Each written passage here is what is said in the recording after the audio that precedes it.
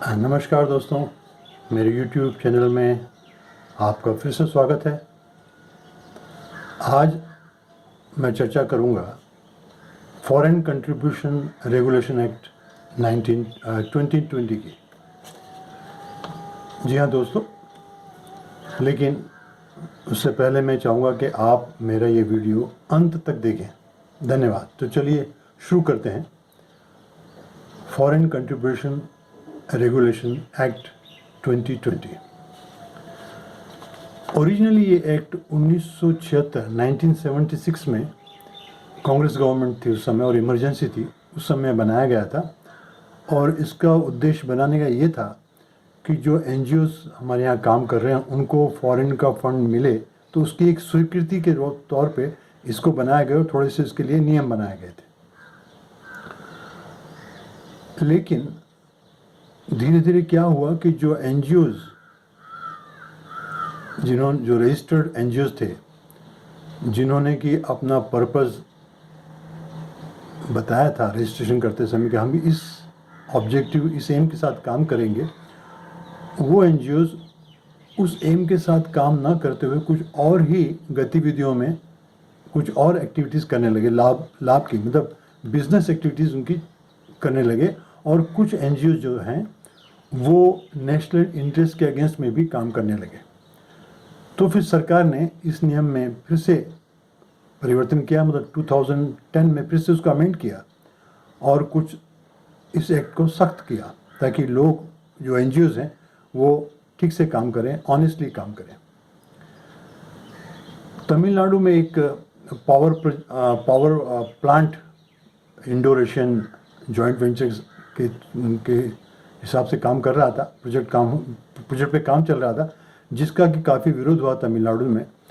और जो प्रोटेस्टर्स थे उनको फाइनेंशियली हेल्प की गई यूएस बेस्ड एनजीओ द्वारा। यूएस बेस्ड एनजीओ जो इंडिया में काम कर रहे थे उनके द्वारा उनको फंडिंग की गई प्रोटेस्टर्स को उस प्रोजेक्ट के खिलाफ।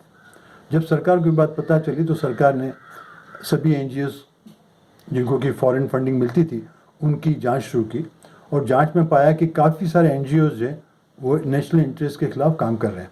तो उस समय करीब 20,000 एनजीओज के लाइसेंसेस रद्द कर दिए गए और 13,000 एनजीओज जिनको फॉरेन फंडिंग मिलती थी ऐसे पाए गए जो कि ईमानदारी से अपना काम कर रहे थे।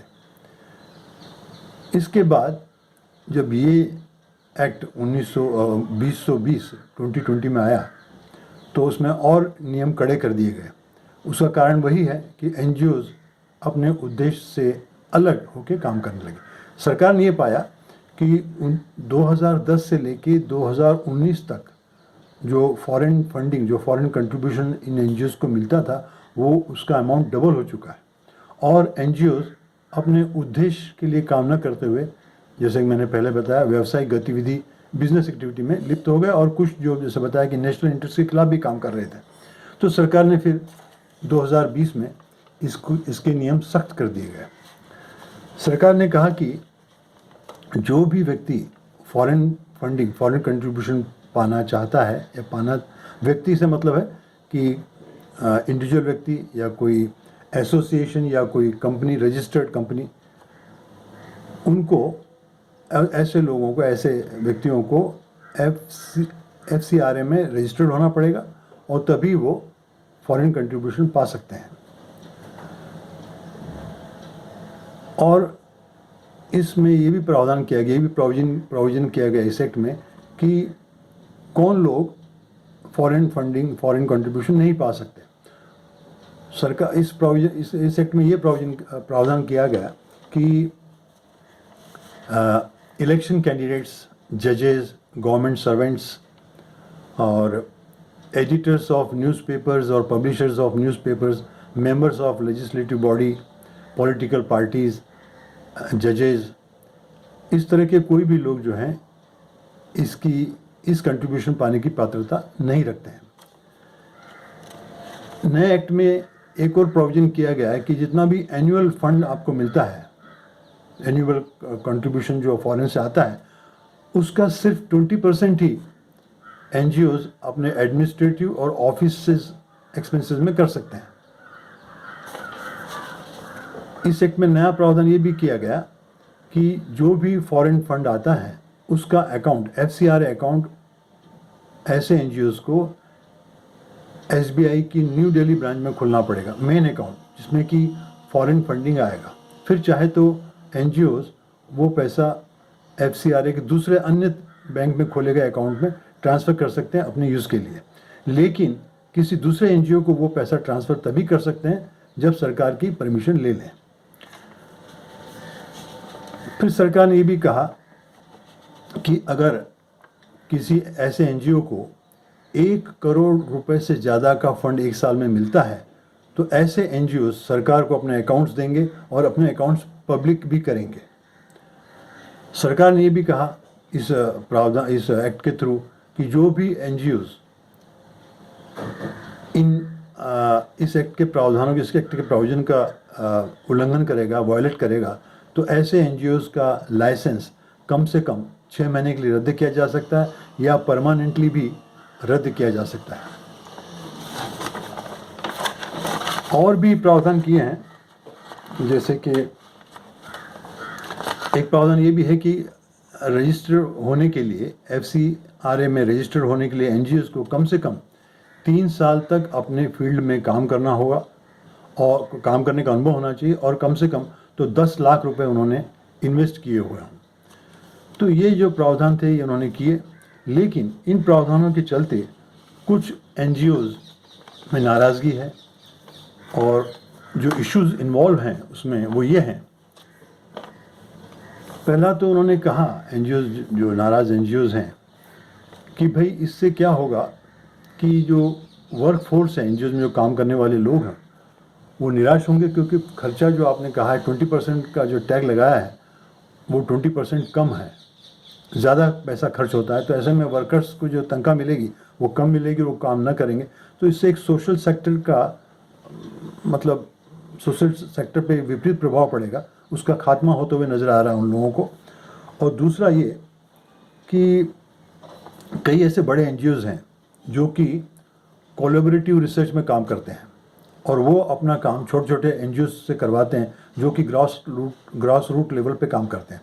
तो उनको भी, जब बड़े NGOs छोटे NGO को फंडिंग करेंगे तो उनको भी ये 20% की जो टैग लगाई है सरकार ने इस एक्ट के थ्रू, वो उनको लगता है कि कम पड़ेगी, ज़्यादा नहीं है। ऐसे में काम करने में दिक्कत होगी। और एक ये भी कहना है NGOs का कि जो ईमानदारी से काम कर रहे हैं NGOs, उनको काम करने दिया जाए और उनको पहले से गिल्टी ना मान लिया जाए।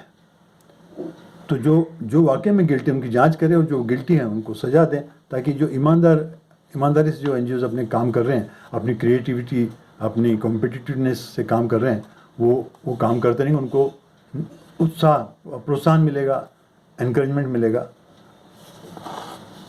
और कुछ NGO का ये कहना है कि ये जो सरकार ने इस तरह से जो पाबंदियां लगाई हैं NGOs पर, तो इंटरनेशनल लॉ जो है वो ये कहता है कि जो ह्यूमन राइट्स पे जो NGOs काम कर रहे हैं उन पे ये पाबंदियां ठीक नहीं हैं, जो कि हमारे कॉन्स्टिट्यूशन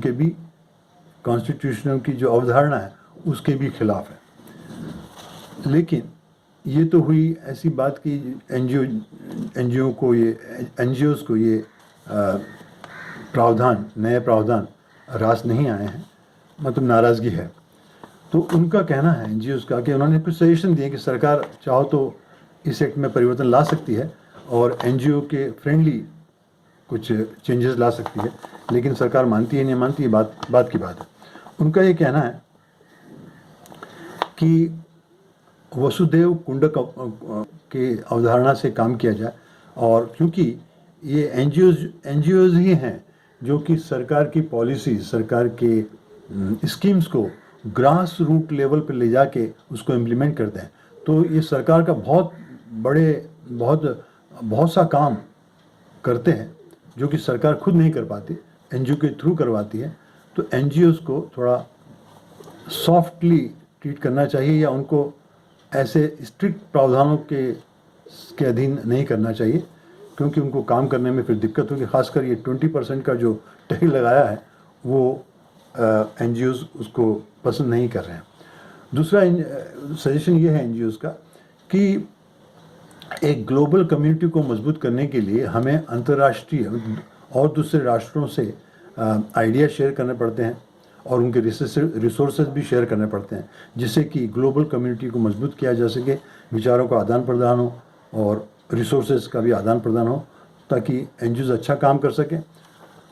तो दोस्तों, आज का हम चर्चा यहीं ख़त्म करेंगे। आशा है आपको मेरा वीडियो पसंद आया होगा। कृपया लाइक करें, शेयर करें और सब्सक्राइब करना ना भूलें। Thank you very much.